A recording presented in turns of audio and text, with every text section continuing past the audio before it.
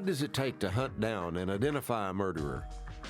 Once a crime scene has been videotaped and photographed, the evidence collected, and sketches created to identify the criminal, one of the most important tasks remains: interviewing the suspect.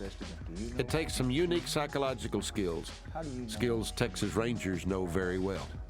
Texas Rangers are probably as good of interrogators as there are, and it's because of their training and because of their experience. And when I was working in the field, I didn't believe that there was an individual around that could beat me in an interview and an interrogation, that if they were involved in a crime, that I was passionate enough about what I was doing and what I had believed in my investigation that I was going to get a confession. In the Rangers, I teach a process called Analytical Interviewing.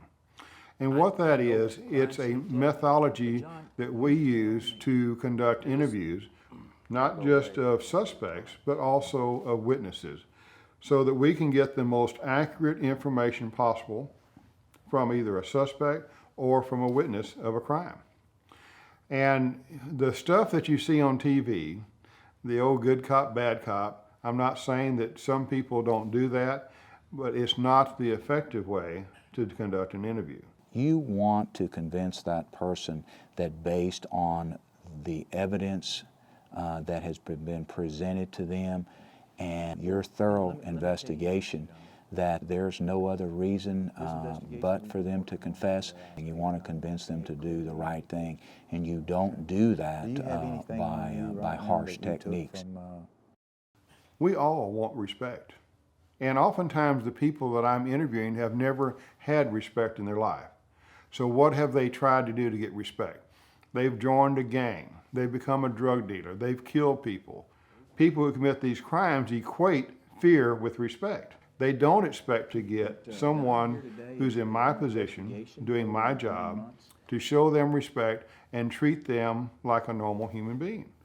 How do you know Mr. Smith, John? I just do some, yard work for him. Have you ever borrowed any money from Mr. Smith? No. So when you do this, you start to establish a rapport with that individual because they start to feel closer to you because you show them that respect. I demand that they show me the respect in return.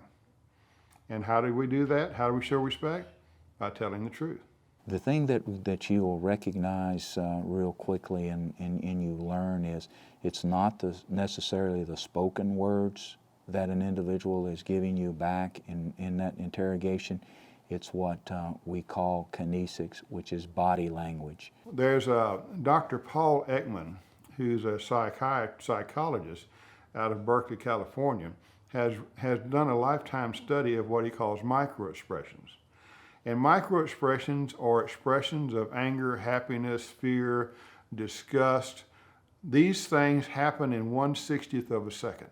They're flashes of what people are actually feeling inside, but may be trying to hide from you as the interviewer. So when we see these microexpressions that we learn to identify, and they are contrary to what the person is telling us, then we know that they're being deceptive, that they're trying to hide something, trying to hide their emotions. Have you ever been in Mr. Smith's house? No. Mm-mm. They're trying to distance themselves. And there's no one thing in itself that will tell you that individual, what law enforcement, what rangers look for are called clusters, a whole host of things. The kinesics, the body language, the looking away, the denial, okay, I hear what you're saying and I think you're right. There's no one particular thing short of saying, I did it. You look for those clusters. Your job at that point is to break down these barriers. And you can physically see this happen in the interview process as you watch it. You start watching their body language.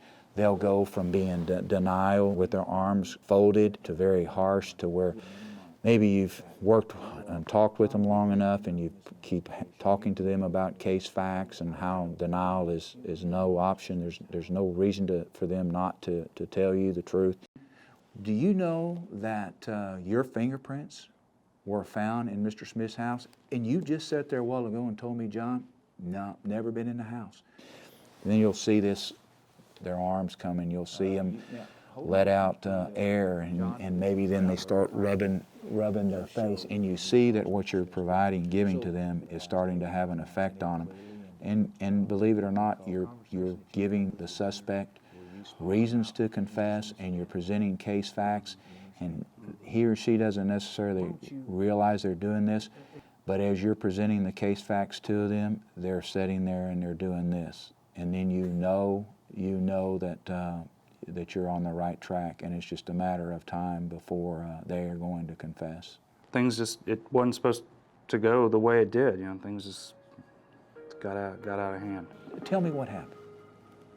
Once you have them going in that direction, it's just a matter of time.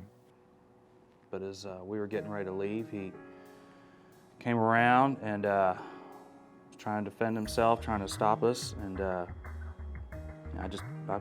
panicked. I freaked out.